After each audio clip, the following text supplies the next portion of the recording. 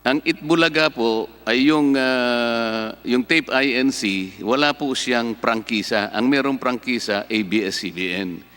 Pero kayo po, pareho kayong merong prangkisa ng ABS-CBN.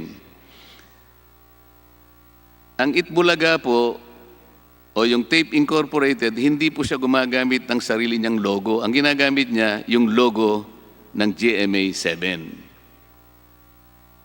Hindi po ba ganoon, Mr. Karandang? Tama po yun.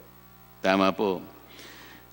Kaya po namin kasi inuulit-ulit ito dahil po sa pagtanggi ng ABS-CBN na yung ganito pong setup nung ginagamit pa po yung Studio 23, black time po kasi ang sinasabi niya.